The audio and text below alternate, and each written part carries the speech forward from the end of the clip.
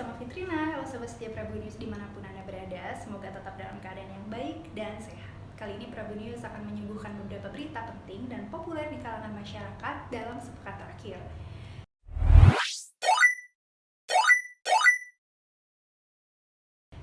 Berita pertama, Bandung menjadi tuan rumah U20. Menjelang pelaksanaan presidensi G20 Indonesia 2022, Kota Bandung menjadi tuan rumah penyelenggara Forum Urban 20 atau U20.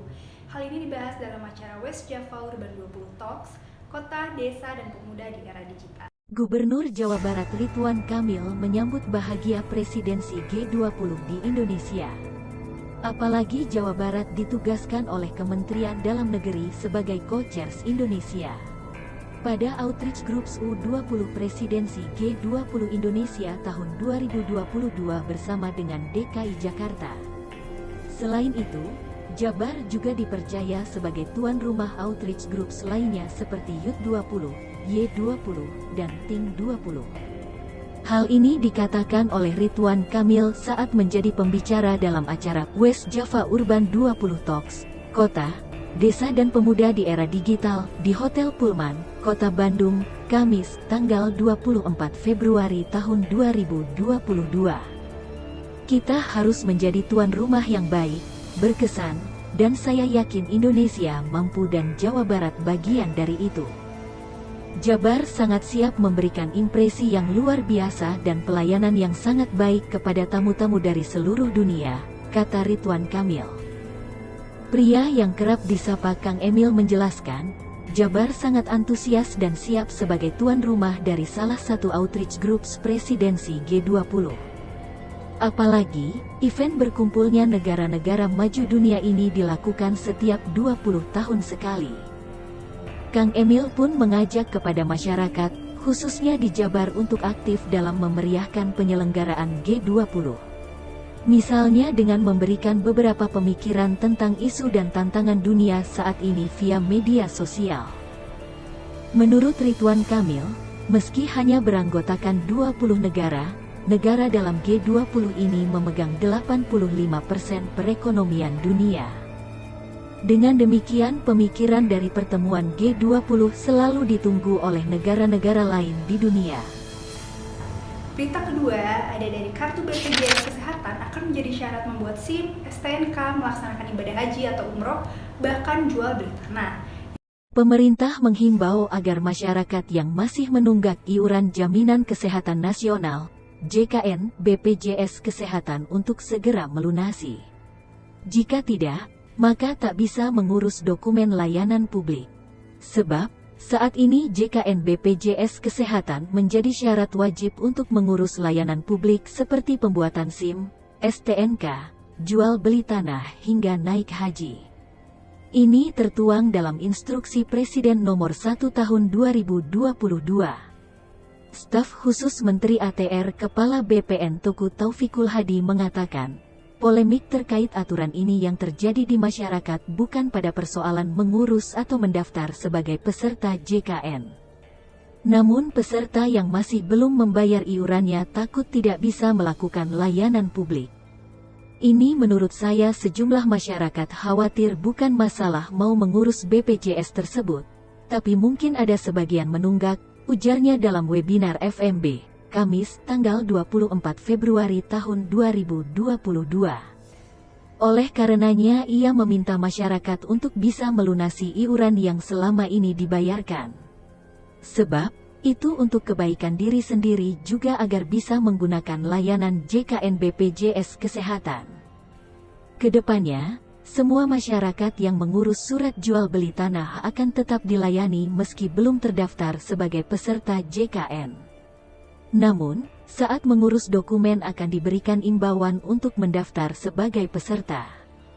Jika tidak maka dokumen yang diurus tidak bisa diambil meski sudah selesai.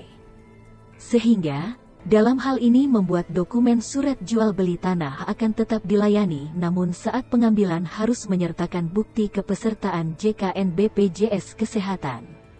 Yang ketiga datang dari Yakut Kolil yang diterbitkan aturan baru baru tentang volume pengeras suara masjid. Menteri Agama Yakut Kholil Koumas mengatakan penggunaan pengeras suara di masjid harus diatur agar tercipta hubungan yang lebih harmonis dalam kehidupan antar umat beragama. Dia pun mengibaratkan gonggongan anjing yang mengganggu hidup bertetangga. Kita bayangkan, saya muslim, saya hidup di lingkungan non-muslim, kemudian rumah ibadah mereka membunyikan toa sehari 5 kali dengan keras secara bersamaan, itu rasanya bagaimana, kata Yakut. Contohnya lagi, misalkan tetangga kita kiri kanan depan belakang pelihara anjing semua, misalnya menggonggong di waktu yang bersamaan, kita terganggu tidak? Artinya semua suara-suara harus kita atur agar tidak menjadi gangguan, ujar Yakut menambahkan. Dia menyatakan aturan ini sebagai pedoman untuk meningkatkan manfaat dan mengurangi hal yang tidak bermanfaat. Sebab menurutnya, Indonesia yang mayoritas muslim. Kementerian Agama telah mengeluarkan surat edaran nomor 5 tahun 2022 mengenai pedoman penggunaan pengeras suara di masjid dan musala. Dalam surat ini, diatur penggunaan waktu dan kekuatan dari pengeras suara di masjid dan musala. Yakut juga mengatakan waktu penggunaan pengeras suara tersebut dapat digunakan juga perlu diatur, baik setelah atau sebelum azan dikumandangkan. Bagaimana menggunakan speaker di dalam atau luar masjid juga diatur. Tidak ada pelarangan. Aturan ini dibuat semata-mata hanya untuk membuat masyarakat kita semakin harmonis, katanya. Kita harus menghargai mereka yang berbeda dengan kita. Dukungan atas ini juga banyak, katanya. Dan yang keempat, adanya wacana vaksin booster keempat. Indonesia akan memperlakukan program vaksinasi COVID-19 lanjutan booster keempat jika studi analisis di masa yang akan datang menunjukkan bukti yang empiris. Hal itu diwacanakan oleh Wakil Kemenkes Dante Saxono. Soal wacana vaksin COVID-19 dosis 4, Kemenkes beberkan update terbaru. Dosis 4 vaksin COVID-19 sedang dikaji. Dalam kesempatan lainnya, juru bicara vaksinasi COVID-19 Kemenkes Dr. Siti Nadia Tarmizi menyebut tingkat perlindungan vaksin COVID-19 memang menurun dalam waktu 6 bulan setelah disuntikan, terutama pada lansia. Kondisi itulah yang melatar belakangi aturan baru booster vaksin COVID-19 untuk lansia kini boleh diberikan 3 bulan setelah dosis kedua. Lebih lanjut, Dr. Nadia menyebut wacana pemberian vaksin COVID-19 dosis keempat masih tengah dikaji oleh Indonesian Technical Advisory Group on Immunization, ITAGI. Apakah vaksinasi booster ini akan diberikan kembali artinya dosis keempat? Kita masih kaji bersama ITAGI dan para ahli mengenai hal ini, ujarnya dalam konferensi pers virtual bertajuk mengenal pelbagai kombinasi vaksin COVID-19 dan sejauh mana booster diperlukan, Kamis 24/2. Walaupun kita belajar dari beberapa negara seperti Israel dan Amerika itu mereka sudah memberikan vaksinasi booster tapi kembali lagi berdasarkan kelompok prioritas.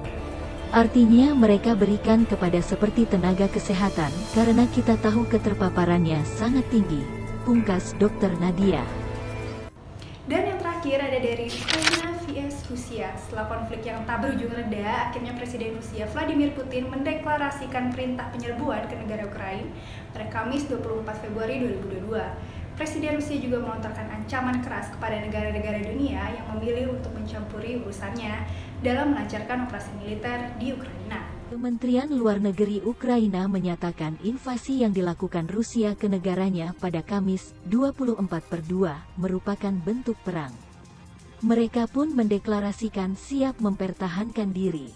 Ini merupakan tindakan perang, suatu serangan terhadap kedaulatan dan integritas wilayah Ukraina, sebuah pelanggaran menjijikkan terhadap status PBB, norma, juga prinsip hukum internasional, ujar juru bicara Kemlu Ukraina, Oleg Nikolenko. Nikolenko kemudian mengatakan bahwa tentara Rusia melakukan serangan di kota-kota Ukraina yang damai. Menurutnya, tindakan ini menghancurkan negara Ukraina, merebut wilayah Ukraina dengan paksa. Ia pun menegaskan bahwa Ukraina akan melawan atas nama mempertahankan diri, Nikolenko menekankan, perlawanan ini sesuai dengan hukum internasional. Perang ini membara setelah Presiden Vladimir Putin resmi mengumumkan operasi militer khusus di Donbas, wilayah di Ukraina yang dikuasai kelompok separatis pro-Moskow. Saya telah membuat keputusan untuk mengerahkan sebuah operasi militer ke Ukraina Timur, kata Putin dalam pidato singkat yang dikutip AFP. Tak lama setelah itu, ledakan terjadi di berbagai titik di Ukraina, salah satunya di ibu kota, yakni Kiev. Ukraina menyatakan bahwa Rusia menyerang negaranya dari 3 sisi, yaitu dari perbatasan di timur, Belarus di utara, dan Crimea yang terletak di selatan negara tersebut. Konflik ini sudah mulai panas sejak Putin secara sepihak mengakui kemerdekaan Luhansk dan Donetsk, 2 wilayah di timur Ukraina yang dikuasai kelompok separatis pro-Rusia. Tindakan Putin ini dikecam berbagai pihak. Sejumlah negara pun menamparkan Rusia dengan sanksi besar-besaran. Presiden Ukraina, Volodymyr Zelensky mendesak para pemimpin dunia memberikan bantuan pertahanan ke Ukraina dan membantu melindungi wilayah udaranya dari serangan Rusia. Pernyataan itu muncul di tengah meluasnya serangan Rusia di Ukraina yang telah dimulai sejak Kamis pagi waktu setempat. Сьогодні вранці президент Путін оголосив проведення спеціальної військової операції на Донбасі. Росія здійснила удари по нашій військовій інфраструктурі та по нашим прикордонним загонам. В багатьох містах України було чутно вибухи. Ми вводимо воєнний стан на всій території нашої держави. Хвилину тому я провів розмову з президентом Байденом. Сполучені Штати Америки вже почали гуртувати міжнародну підтримку. Сьогодні від вас, від кожного з вас потрібно спокій. По можливості залишайтесь, будь ласка, вдома. Ми працюємо. Армія працює.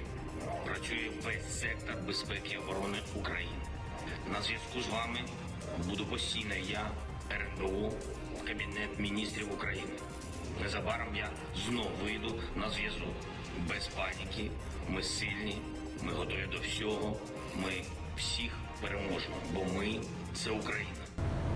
Itu dia 5 berita populer dalam sepekan terakhir yang berhasil tim Prabu News rangkum.